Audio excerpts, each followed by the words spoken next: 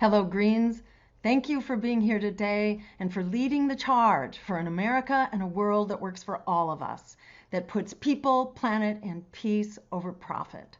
We are truly in an historic moment of unprecedented crisis and unstoppable resistance as people rise up like we haven't seen in generations. Certainly I haven't seen in my lifetime.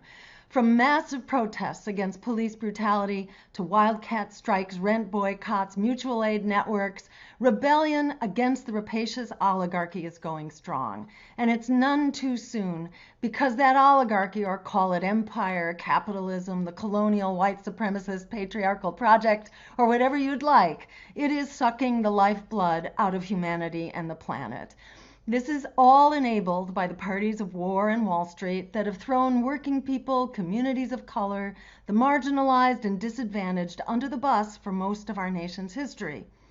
Now the trajectory towards apocalypse is accelerating as the economic and political elite do all they can to stay the course. So the rebellion will inevitably continue to grow, as will the political vacuum that is begging to be filled.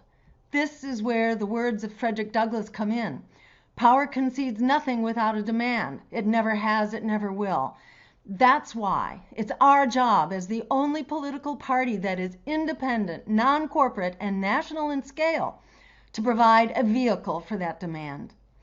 The leading edge of this uprising, of course, is the Black Lives Matter movement that has been unflinching in the face of tear gas and tasers and flash grenades and physical assault by militarized police, National Guard, secret police, ICE, prison guards, vigilantes, you name it.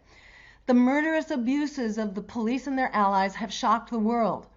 But the moral vision and the courage of the Black Lives Matter movement has been a profound, inspirational, and transformative force. The uprising comes as we've hit the breaking point by virtually any measure.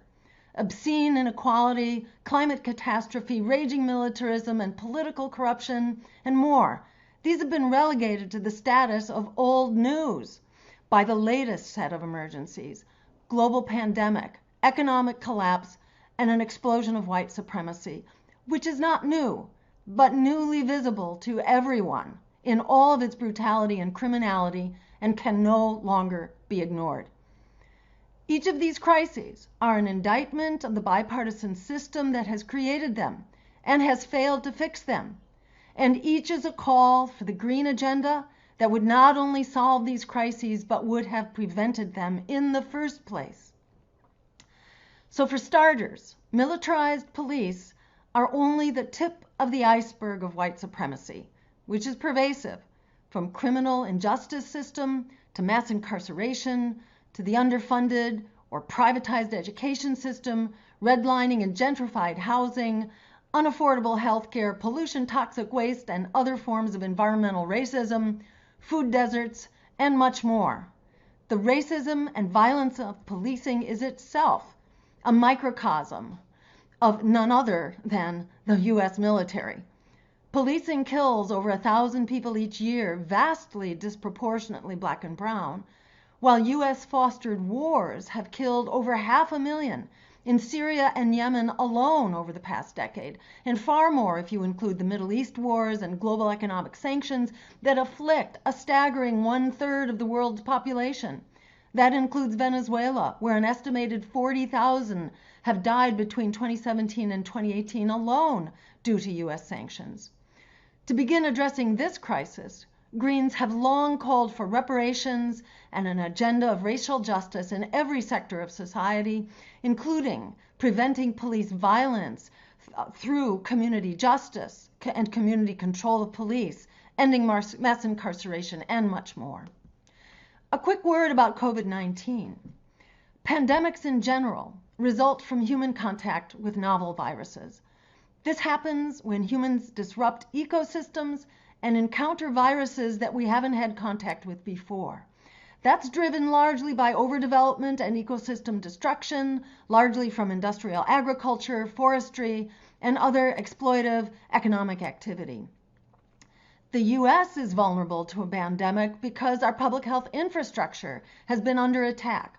Hospitals have been closing for decades. The CDC funding's been cut. Epidemiologists and contact tracers have been laid off, and pandemic preparations have been rolled back to the extent that they existed at all. Green priorities of ecosystem protection, promoting public health infrastructure, and providing health care as a human right for everyone would limit the risks of pandemic development, and these protections, needless to say, should be available in all countries the world over. Finally, about the COVID economic collapse. To put it simply, the economy is in free fall and there's no end in sight. Importantly, our economy was a disaster zone even before the pandemic. Nearly half of Americans were already in or near poverty, 80% living paycheck to paycheck, nearly half of adults underinsured or uninsured altogether, student and consumer debt at an all-time high, while 3 billionaires had as much wealth as half of the US population. Then came COVID and the lockdown to flatten the curve. This didn't have to become an economic disaster. It didn't have to be an economic problem, really, at all.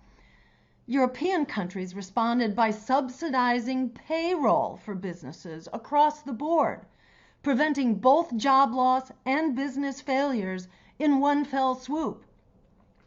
The US Congress, however, declined to efficiently save jobs and businesses. Instead, they used the crisis as an opportunity for, guess what, disaster capitalism. The $2.2 trillion CARES Act, which is estimated to represent more like $6 trillion or more. It's one of the largest stimulus measures ever created, passed on March 27th with all of 3 hours of debate and no recorded vote. Speaker Pelosi and Minority Leader Kevin McCarthy reportedly collaborated on this extremely unconventional method for passing the bill, a method that just happens to shield politicians from accountability for their actions. And they had good reason to want to cover their tracks. The bill gives $500 billion to Wall Street and corporations, and it leverages another $4.5 trillion or maybe more in no strings attached bailout money. Its tax loopholes provide an average $1.6 million windfall for each of the innumerable millionaires who qualify for its tax breaks. And that's in addition to this $4.5 trillion giveaway, unlimited giveaway to Wall Street and large corporations. And then the Paycheck Protection Program that it did create is bureaucratic, inefficient, and has huge gaps in coverage. It gives banks substantial power to pick and choose the recipients, and black businesses, as an example of that problem, have largely been locked out entirely. Yes, it provides, that is the CARES Act, it does provide a $600 per week increase in unemployment benefits and a one-time $1,200 means-tested check for individuals. These benefits are invaluable, but they are measly crumbs that don't begin to solve the problem, especially when compared to the lavish gifts being showered on Wall Street and the wealthy, while the bread lines stretch for miles. This has left us with an economy in free fall. 46 million who've lost their jobs, 27 million have lost health care, nearly half of renters, 20 million households are at risk for evictions now, and over 40% of black businesses have closed their doors, more than double the rate for white owners, and it's unclear when or if any of them will reopen. Meanwhile, US billionaires have gained an obscene $500 billion in net worth in the first 2 months of the pandemic, while the number of people in families with below poverty earnings has soared, especially among blacks and Latinos. Which brings me to the point I'm here to make. We are, more than ever, the ones we've been waiting for. We're not just changing the debate, we are winning the debate on policies the U.S. urgently needs right now, more than ever. The Green New Deal, Medicare for all, student debt, and other bailouts for people.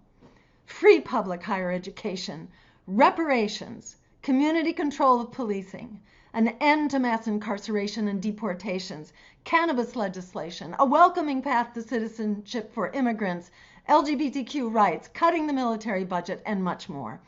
These policies are the starting point for what we need right now. They are also the policies that our candidates are promoting. Democrats will give them lip service, but mostly won't come anywhere near enacting them. We don't take dirty money, so we can actually follow through on our commitments. We don't get bought off. Converging crises make our agenda more critical than ever.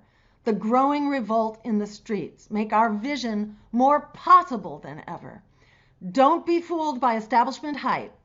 They want to discourage us through censorship and smears, but that is a badge of honor and a sign that we have arrived as real political competition, or in Frederick Douglass's terms, we are a threat that can make power concede.